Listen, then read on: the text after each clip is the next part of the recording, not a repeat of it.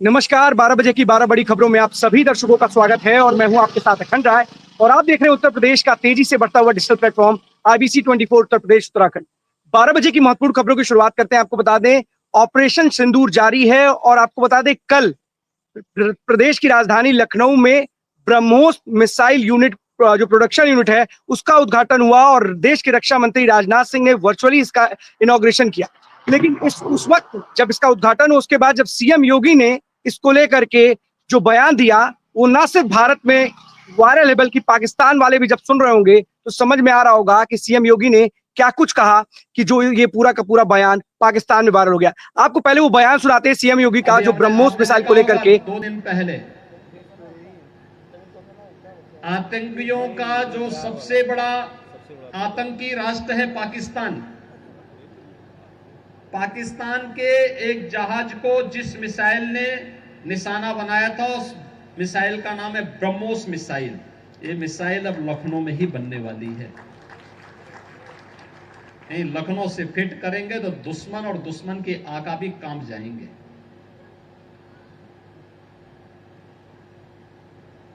अब लखनऊ में बन रहा है, बड़ी बड़ी तोप बनेंगी तो दुश्मन को कंपाएगी। और याद रखना, यह तभी है जब सुरक्षा का बेहतर माहौल हो, और सुरक्षा के लिए हर व्यक्ति को राष्ट्र के प्रति समर्पण का भाव हर व्यक्ति के मन में होना चाहिए। बहनों और भाइयों, हम तभी सुरक्षित हैं जब हमारा देश सुरक्षित है। हमारा देश तभी सुरक्षित और समृद्धि की ओर अग्रसर होगा जब हम सबकी प्राथमिकता में पहला देश होगा। सीएम योगी को सुन रहे थे और बताया उन्होंने कैसे कि ब्रह्मोस की जो गूंज है वो पाकिस्तान तक सुनाई दे रही है। शायद यही कारण है कि अगर किसी ने ब्रह्मोस का नहीं समझ में आया कि ब्रह्मोस मिसाइल कितनी खतरनाक है, तो उन्होंने बोला भी कि नहीं समझ में आया कि ब्रह्मोस मिसाइल कितनी खतरनाक है तो किसी पाकिस्तानी से पूछ लो, वो बताएगा कि ब्रह्मोस मिसाइल कितनी खतरनाक है। ब्रह्मोस मिसाइल ने जिस तरीके से टारगेट किया वही सीएम योगी बता रहे थे। और अब उसका प्रोडक्शन यूनिट यहाँ लखनऊ में लगा है और करीब 80-100 मिसाइलें साल भर में ये इस यूनिट से मिलेंगी, जिससे हमारी सुरक्षा में और ज्यादा वृद्धि होगी। इसी को लेकर के ये पूरा का पूरा इनॉग्रेशन का कार्यक्रम था। देश के रक्षा मंत्री राजनाथ सिंह इस कार्यक्रम में वर्चुअली जुड़े थे, लेकिन पूरी की पूरी सुर्खियां सीएम योगी ने बटोरी। और क्योंकि जिस तरीके से वो जवाब देने के लिए जाने जाते हैं, साफ तौर पर उनके जवाब ने पूरे पाकिस्तान को भी समझाया है कि क्या ताकत है भारत के पास और कितनी शक्ति से, कितनी ताकत से आपके ऊपर हमला करेगा। ये भी हमारे जो सेना के अधिकारियों हैं उन्होंने बताया था कल, वो भी प्रूफ के साथ। क्योंकि कई बार ऐसा होता है कि हमारे देश में ही कई लोग सवाल और सबूत मांगने लग जाते हैं, तो हमारे देश की आर्मी है ना सिर्फ उन लोगों को जवाब दिया है जिन्होंने सवाल जो सबूत मांगते हैं, बल्कि पाकिस्तान की आर्मी को भी सबूत देना पड़ा है। इसकी वजह थी कि पाकिस्तान आर्मी रात में प्रेस कॉन्फ्रेंस करती है। फिलहाल उनकी प्रेस कॉन्फ्रेंस नौटंकी ज्यादा लग रही थी, क्योंकि जिस तरीके से प्रेस कॉन्फ्रेंस में उन्होंने बताया कि वो दिल्ली के ऊपर भी वो ड्रोन उड़ा रहे थे, तो अपने आप में समझ में आता है कि कितने संवेदनशील है वहां कर और कितने संजीदगी के साथ और कितनी संवेदना उनकी बातों में भरी हुई है, कितनी तर्कपूर्ण वो बात कर पाते हैं। क्योंकि जवाब नहीं होते हैं तो उनको जवाब को बनाने के लिए उनको समय चाहिए। शायद यही कारण है कि जो उनकी प्रेस कॉन्फ्रेंस टाइम पे होनी थी उसमें उन्होंने कुछ लेट कर दिया, क्योंकि उनको प्रूफ बनाने थे तो अपने पास नहीं, शायद बनाने थे, इसीलिए थोड़ी लेट हो गई। चलते हैं अपने सभी सहयोगियों के पास और उत्तर प्रदेश के तमाम शहरों की जो बड़ी खबरें हैं वो जानते हैं। सबसे पहले हमारे साथ जो हमारे सहयोगी जुड़ रहे हैं, अवनीश हमारे साथ जुड़ रहे हैं कानपुर से। अवनीश, कौन सी बड़ी खबर है कानपुर से आज की? देखिए सर, जिस तरीके से ना हेयर ट्रांसप्लांट का जो है क्रेज कहीं ना कहीं चल रहा है, तो उसी में एक खबर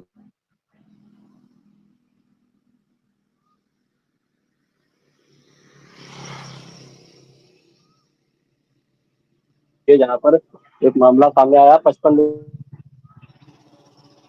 डॉक्टर से हेयर ट्रांसप्लांट के दौरान में, जब हेयर ट्रांसप्लांट चल रहा था, उसकी जो हालत बिगड़ गई थी, जिसके बाद में उसको अस्पताल में भर्ती कराया गया था। वो काफी दिन बाद इलाज के बाद में उसकी मौत हो गई थी, जिसके बाद में विनीत की पत्नी, जो कि पंकी पावर प्लांट में यही थे, उनकी पत्नी जया ने साफ तौर पर बताया कि जब मुख्यमंत्री पोर्टल पर उन्होंने शिकायत की, उसके बाद 55 दिन बाद डॉक्टर के खिलाफ में मुकदमा दर्ज किया गया। और जिस दौरान हेयर ट्रांसप्लांट किया गया, उस दौरान पर इतनी बड़ी लापरवाही की गई कि विनीत का चेहरा इस तरीके से सूजन विनीत के चेहरे पे आ गई थी कि उसको पहचानना भी मुश्किल हो गया था। विनीत के पिता का कहना है कि मैं ये नहीं पहचान पा रहा था कि ये मेरा बेटा ही विनीत है, लेकिन फिलहाल अब पुलिस का कहना है कि मामले की जो है दर्ज कर लिया गया और कार्रवाई शुरू कर दी गई। जो भी दोषित इसमें जो पाया जाएगा उसके खिलाफ में सख्त कार्रवाई की जाएगी।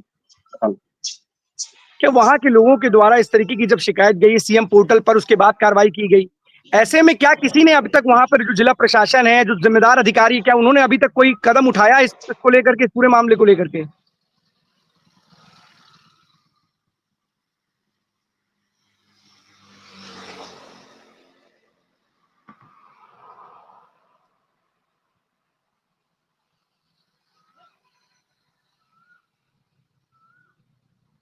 इंद्रवीर हमारे साथ जुड़ रहे हैं। इंद्रवीर, रायबरेली से कौन सी बड़ी खबर है?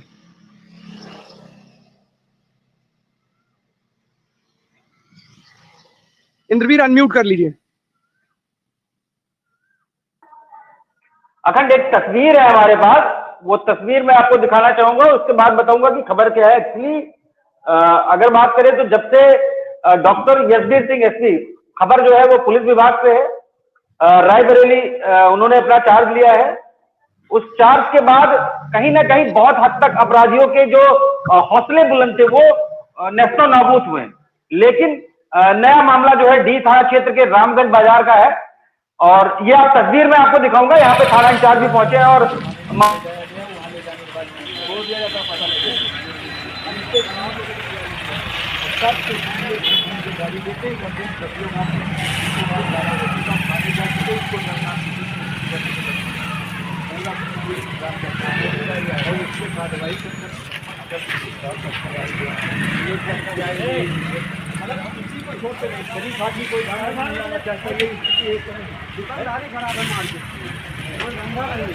और यहाँ से ले जाते हैं, वहाँ से पता लगा फिर बात रहे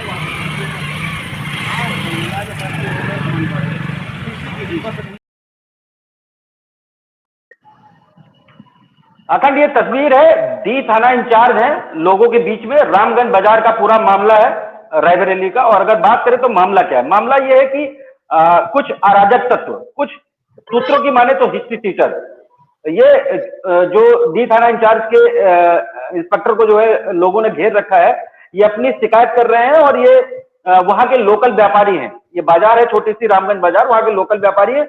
और इनका कहना है कि यहाँ पे कुछ ऐसे अराजक तत्व हैं जो गुंडई के दम पर के आते हैं, गाली गलौज करते हैं और हम लोगों के साथ में दुर्व्यवहार करते हैं। और बड़े स्तर पे ये जो है दुर्व्यवहार काफी टाइम से चला रहा है। और कई बार पुलिस में कंप्लेंट की गई, पुलिस इनको गिरफ्तार करती है, ले जाती है, और 151 करके ऐसा कुछ धाराएं होती हैं इनके ऊपर, जो है हल्की धाराओं में इनको छोड़ दिया जाता है और इनको जो है ये वापस है। और इसमें सूत्रों की माने तो कुछ ऐसे लोग हैं जो हिस्ट्री शीटर है।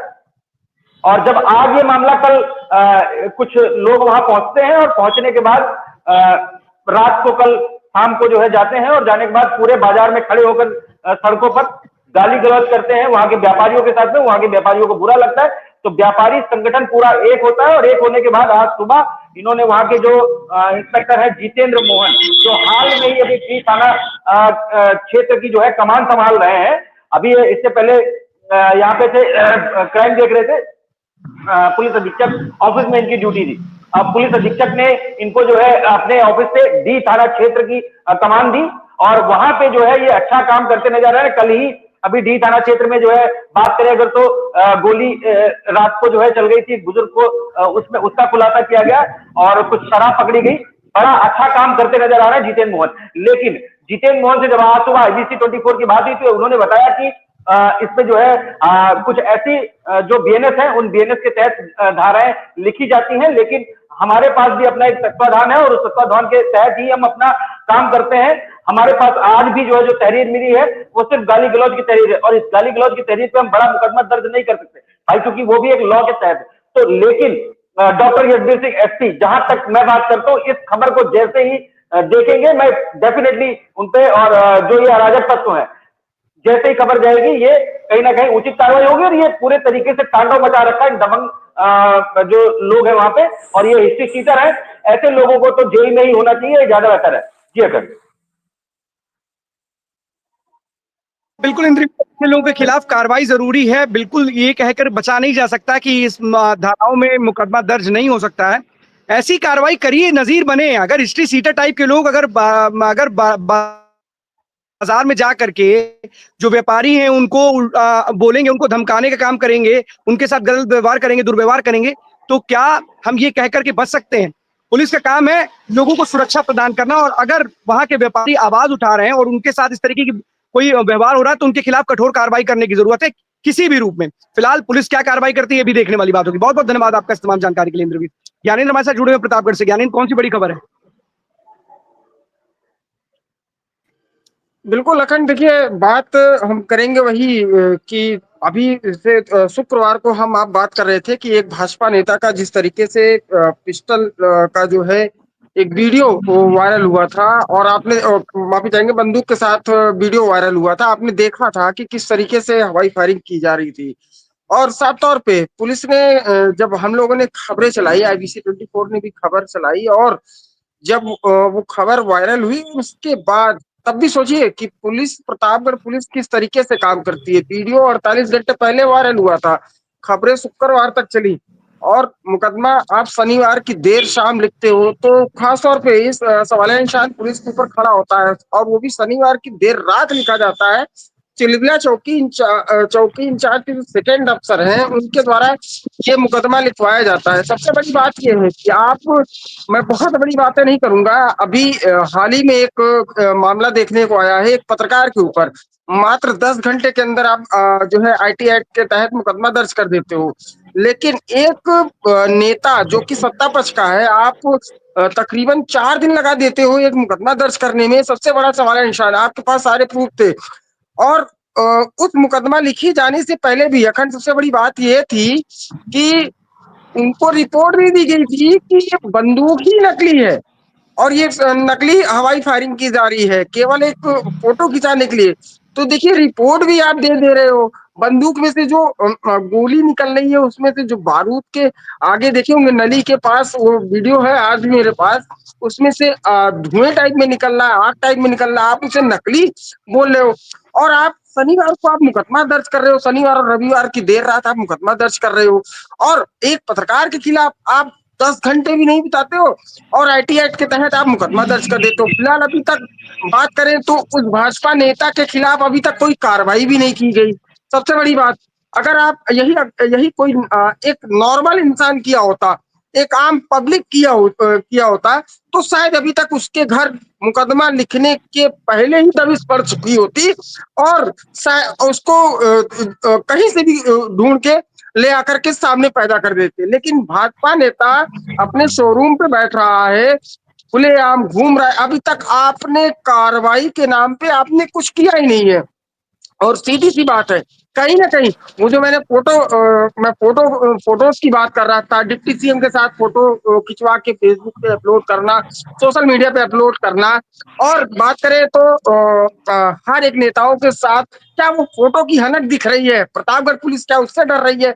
सबसे बड़ा सवाल है निशान, प्रतापगढ़ पुलिस, आपको भी पता है कि प्रतापगढ़ की पुलिस किस तरीके से जानी जाती है। लगातार कुंभ में भी 45 दिन तक देखा गया कि किस तरीके से यहाँ पे मैनेजमेंट चला, और फिलहाल मैनेजमेंट आपने काफी अच्छी तरीके से देखा, हमने दिखाया भी, IBC की 24 और के हर एक दर्शकों ने देखा। और अब एक भाजपा नेता को गिरफ्तार करने में आप किस बात का डर रहे हो? आप एक पत्रकार के ऊपर BNS के IT एक्ट के तहत आप मुकदमा मात्र 10 घंटे के अंदर दर्ज कर देते हो, और उससे ये फोन करके धमकी दी जाती है कि वो वीडियो आप डिलीट कर दो, अन्यथा मुकदमा।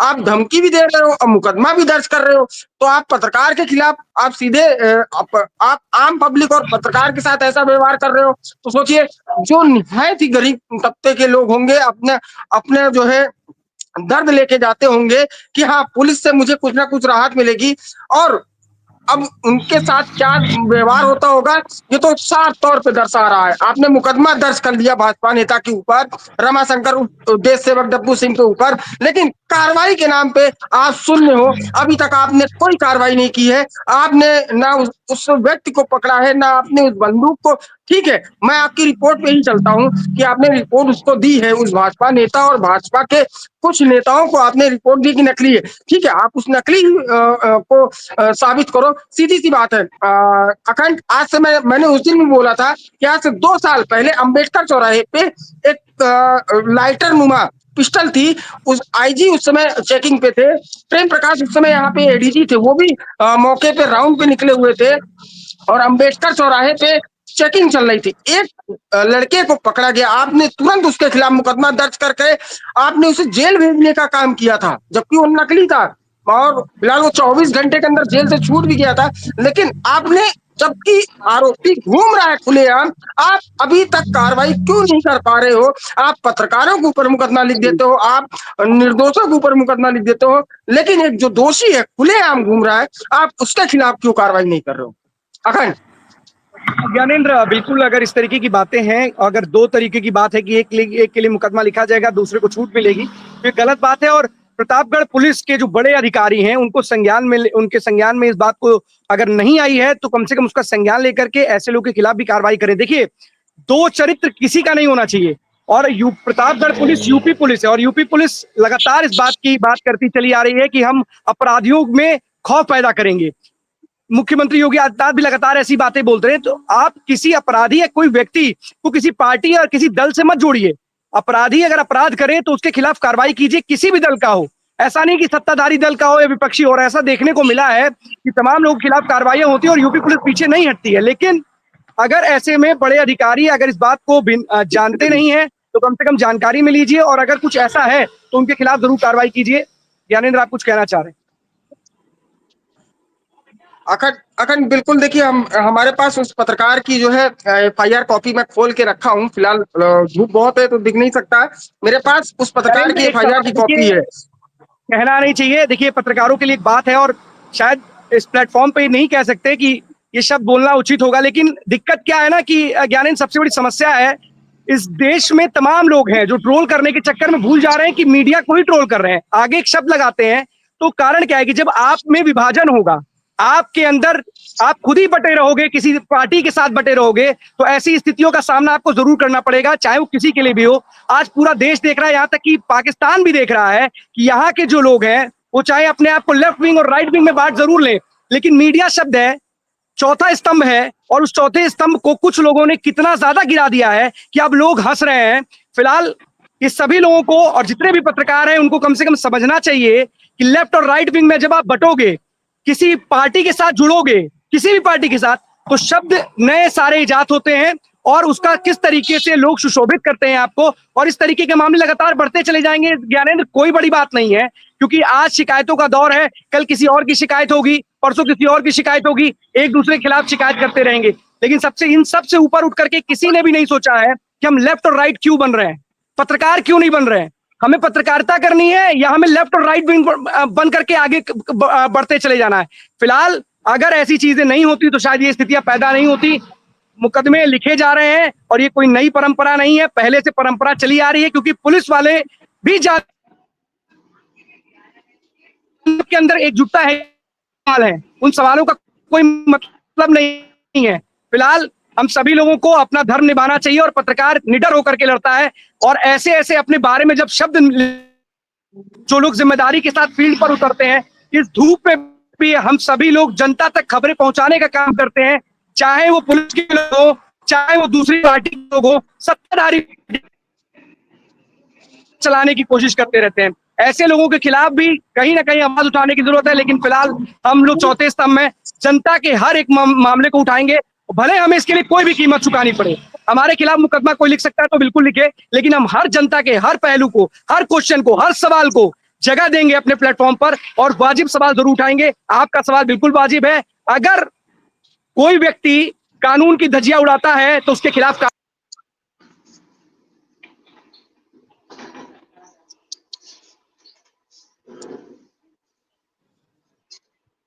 बिल्कुल अखंड। देखिए, आपकी बिल्कुल बातें सही हैं, लेकिन फिलहाल अगर बात करें तो जिस तरीके से अभी तक जो है प्रतापगढ़ पुलिस ने अगर मुकदमा नहीं दर्ज किया है तो सबसे बड़ा सवाल है निशान प्रतापगढ़ माफी चाहूंगा, मुकदमा उन्होंने दर्ज किया लेकिन अगर कार्रवाई नहीं की है तो सबसे बड़ा सवाल है निशान बिल्कुल अखंड। देखिए, पुलिस के ऊपर ही खड़ा होगा कि जिस तरीके से अभी तक भाजपा नेता की अगर गिरफ्तारी नहीं होती तो सवाल है निशान पुलिस के ऊपर खड़े होंगे।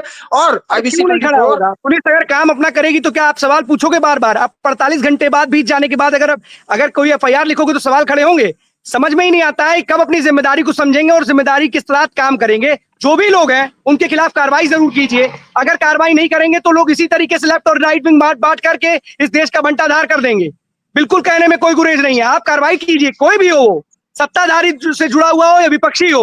अगर किसी ने अपराध किया है तो उसके खिलाफ कार्रवाई होनी चाहिए, बिल्कुल होनी चाहिए। और अगर नहीं होगी तो सवाल खड़े होंगे। 48, 78 और 780 घंटे की बात नहीं है, कार्रवाई कीजिए। और प्रतापगढ़ पुलिस का ये पूरा परम कर्तव्य है कि ऐसे लोगों के खिलाफ कार्रवाई होनी चाहिए। बहुत बहुत धन्यवाद आपका इस तमाम जानकारी के लिए ज्ञानेंद्र। सरफराज हमारे साथ जुड़े हुए हैं बहराइच से। सरफराज, कौन सी बड़ी खबर है?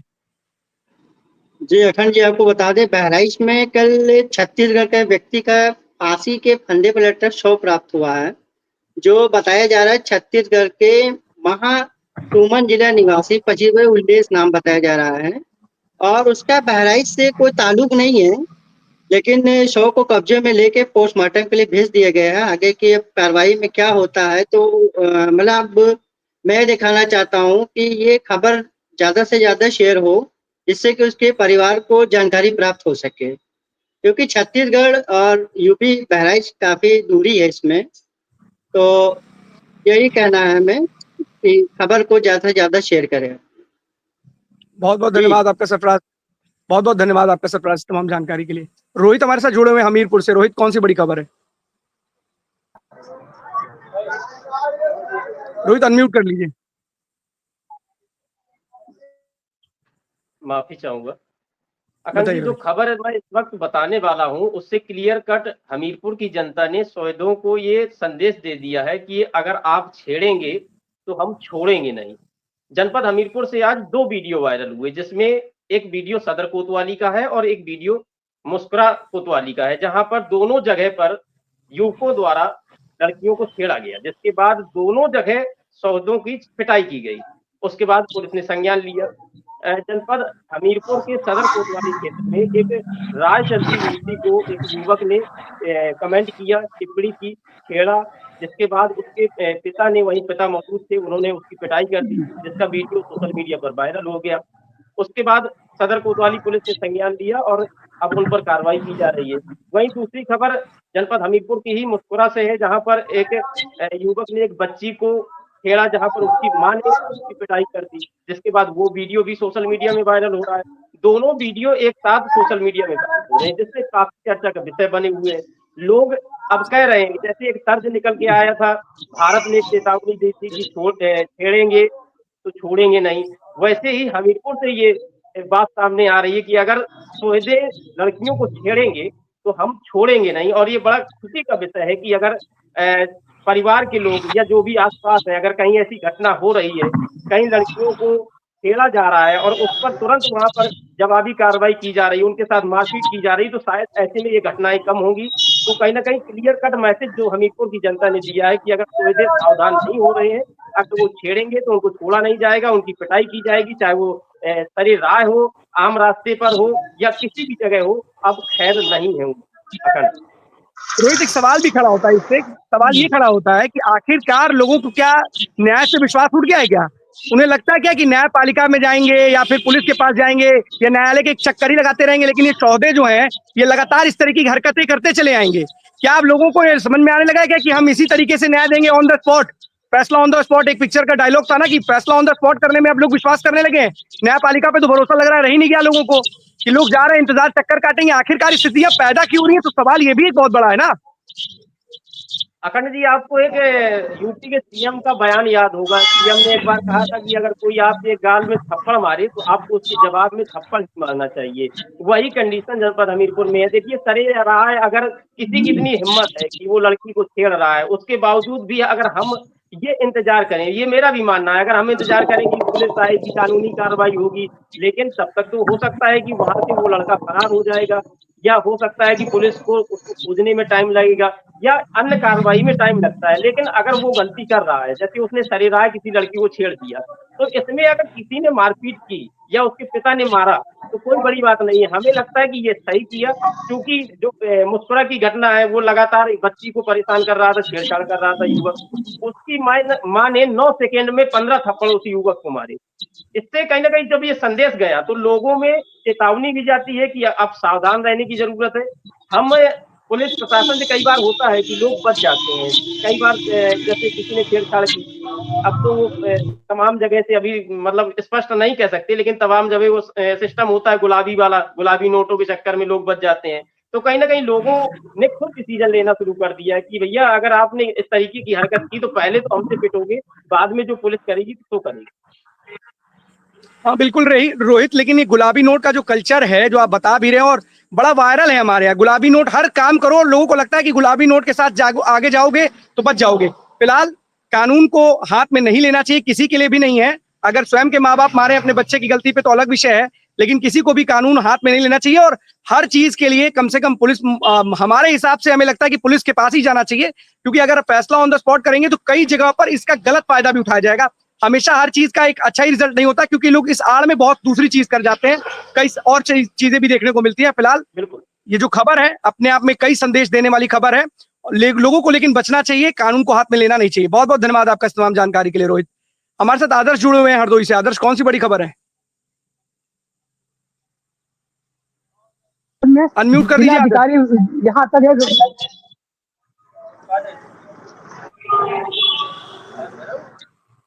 जी आवाज आ रही? बताइए आदर्श, बताइए।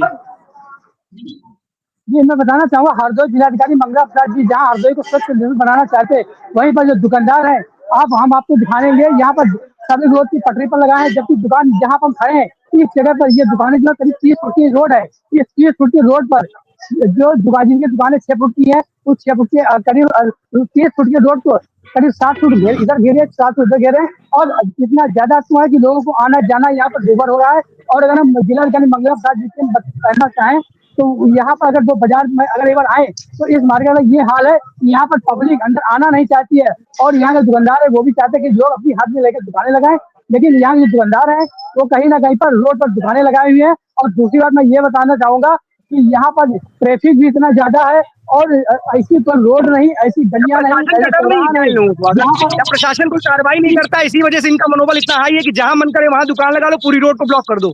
प्रशासन के पास क्या कोई जी अधिकार नहीं है इनके खिलाफ कोई कार्रवाई करने का?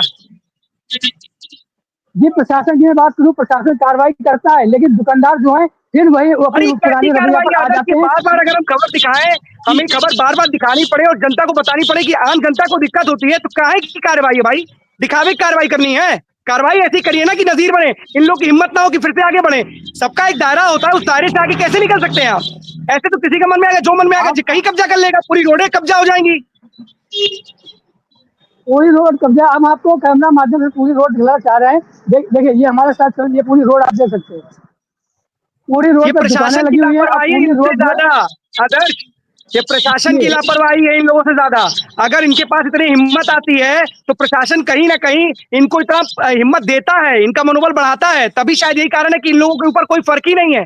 रोड किस लिए बनाई जाती है? जनता के लिए ना, कि आम जनता वहां से गुजर सके, कि रोड यहाँ पे व्यापार करने के लिए है। जो आपको जगह मिली उसमें व्यापार क्यों नहीं करते? ये अतिक्रमण करने का किसने अधिकार दिया आपको? ये चैनल माध्यम प्रशासन से कहना चाहते हैं, एक बार वो सदर बाजार में आकर ना जाने कब सुधरेंगे वहां के प्रशासनिक अधिकारी, उनको समझ में नहीं आता। शायद अगर रोज गुजरते तो शायद ये मार्केट में जो इस तरीके का अवैध अतिक्रमण हट गया होता। जरूर अधिकारियों से पूछिएगा आखिरकार इस अतिक्रमण को कब हटाएंगे और कब जनता को इससे निजात दिलाएंगे। बहुत बहुत धन्यवाद आपका तमाम जानकारी के लिए आदर्श। जितेंद्र हमारे साथ जुड़े हैं बस्ती से। जितेंद्र, कौन सी बड़ी खबर है?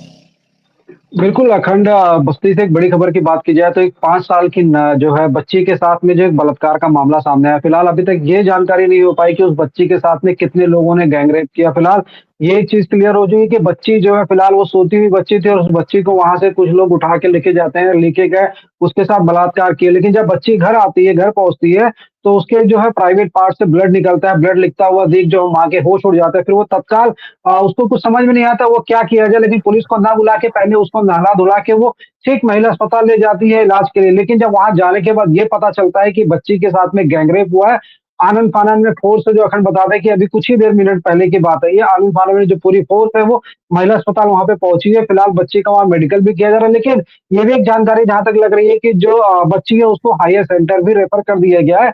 अभी तक ये खुलासा नहीं हो पाया, ये क्लियर नहीं हो पाया कि उस बच्ची के साथ में कितने लोगों ने ये गैंग रेप किया हुआ है या उसके साथ एक रेप हुआ है, कितने लोगों ने किया, अभी तक ये मामला सामने नहीं आया। लेकिन फिलहाल अधिकारी से लगातार बने हैं, उनसे बात करने की कोशिश भी की जा रही है कि किसी तरह से कोई बयान आए, कोई जानकारी मिले, कि डॉक्टर से भी संपर्क किया जा रहा है कि जिस बारे में पूरी जानकारी मिले फिलहाल। लेकिन बच्ची को आनंद-फानंद में देखते हुए उसे जो है हायर सेंटर रेफर कर दिया गया है। अखंड।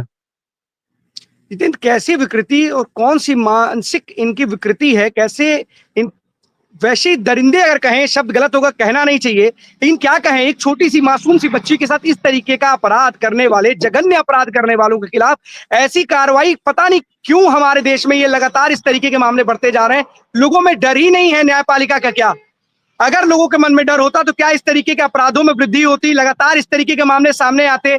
इस तरीके के लोग न जाने कौन सी मानसिक विकृति है उनको, कौन सी ऐसी मानसिक परेशानी है कि एक छोटे से बच्चे के साथ इस तरीके का घिनौना अपराध कर दिया उन्होंने। ऐसे लोग के खिलाफ कठोर कार्रवाई करनी चाहिए, ढूंढ लाना चाहिए उनको, कहीं भी छुपे हो, झन्नुम में चले गए वहां से भी लेकर के आइए उन लोगों को। अगर केवल जांच करेंगे और ऐसे लोगों को छोड़ दिया जाएगा तो ये अपराध ऐसे ही बढ़ते जाएंगे। क्या मानसिक विकृति है इन लोगों की? बिल्कुल अखंड, एक चीज बता दें आपको, जो वो बच्ची है फिलहाल हमारे यहाँ पे जिस तरीके से एक लोगों को कहा जाता है कि बस पढ़ो, फिलहाल वो बहुत गरीब किस्म के लोग होते हैं। फिलहाल वो जो है सड़क के किनारे जो है वो लोग किसी तरीके से अपने जो है बांस के जरिए, वो कहते हैं ना पंखा बनाना, कुछ ऐसी चीजें बनाते हैं जिनको बना के वो लोगों को बेचते हैं। और वो बता दें अखंड कि वो लोग रोड पे ही सोते हैं, सड़क के किनारे ही वो लोग अपना जो है सारा आशियाना बनाए रहते हैं। फिलहाल वहीं से उस बच्चे को उठा के लेके गया। फिलहाल सीसीटीवी पूरी फुटेज खंगाले जा रहा है, किसी तरीके से सुराग निकाला जाएगा। लेकिन फिलहाल जैसे ही जो अपडेट आता है बिल्कुल अपने दर्शकों को बताएंगे और दिखाएंगे भी कि इस तरीके से जो दरंगी जो लोग करते हैं, जो लोग नाबालिग बच्ची के साथ इस तरह से करते हैं लोग, फिलहाल उनके ऊपर कठोर कार्रवाई होनी चाहिए। अखंड। जितेंद्र, कहीं से भी यूपी पुलिस ढूंढ करके लाए ऐसे दरिंदों को, क्योंकि देखिए दरिंदगी जो की है इन्होंने, एक मासूम बच्ची है, गरीब और अमीर बाद में है, सड़क पर रहने वाले का भी उतना ही अधिकार है जितना हम सभी लोग रहते हैं, पूरा भारत में लोग रहते हैं, सभी के पास उस तरीके का अधिकार है। लेकिन किसने ये अधिकार दिया उस मासूम बच्ची के साथ इस तरीके का घिनौना कृत्य करने के लिए? ऐसे लोगों के खिलाफ यूपी पुलिस, अगर बस्ती पुलिस सुन रही हो तो कहीं भी छुपे हो, उनको झन्नू में भी छुपे, उनको निकाल करके लेके आइए और ऐसा उनके साथ ऐसा उनको सजा दीजिए कि कल्पना करे कभी जीवन में किसी और क्या सोच जाए, उनकी रूह कांप जाए। पता नहीं, ना जाने कब ये समझेंगे ये लोग इस तरीके की मानसिक विकृति कहां से इनके अंदर आती है। कौन से लोग हैं ऐसे जो एक बच्ची के साथ, एक मासूम के साथ इस घिनौने कृत्य को करने के लिए उनको उनका जो जमीर है वो उनको कहता है कि इस तरीके कृत्य कर लो। यूपी की बस्ती पुलिस को जल्द से जल्द ऐसे अपराधियों को सलाखों के पीछे भेजना चाहिए और एक ऐसा रिजल्ट, ऐसी सजा देनी चाहिए कि ये ताउम्र ना भूल पाए। बहुत बहुत धन्यवाद आपका तमाम जानकारी के लिए जितेंद्र। लगातार ऐसी घटनाओं में बढ़ोतरी हो रही है, वृद्धि हो रही है, लेकिन न जाने ये बदमाश, इस तरीके के दरिंदे, इस तरीके के लोग कहां से हैं और क्यों नहीं इनके मन में खौफ है। आखिरकार अपनी अंदर की इच्छा को पूर्ति के लिए छोटे से मासूमों को भी शिकार बनाते हैं। ऐसे लोगों के खिलाफ ऐसी कार्रवाई करनी चाहिए कि ताउम्र भूल ही ना पाए। जरूरत है ऐसे लोगों के खिलाफ कठोर कार्रवाई की, तभी ये समझ पाएंगे, तभी ये सुधरेंगे। क्योंकि ये केवल एक दो जगह नहीं है कि यूपी में छिपे हैं, बिहार में छुपे हैं, छत्तीसगढ़ में छुपे हैं, ये पूरे देश में छुपे हैं और ये कहे पूरे ब्रह्मांड में छुपे हैं। ऐसे लोगों के खिलाफ कठोर कार्रवाई करनी चाहिए। नहीं करेंगे तो इनका मनोबल बढ़ेगा। ढूंढ के लाइए यूपी की बस्ती पुलिस और इनके खिलाफ कठोर कार्रवाई कीजिए। 12 बजे 12 बड़ी खबरों में आज के लिए बस इतना ही। कल हम आपके सामने फिर से होंगे। आज तब तक के लिए दीजिए हमें इजाजत। धन्यवाद।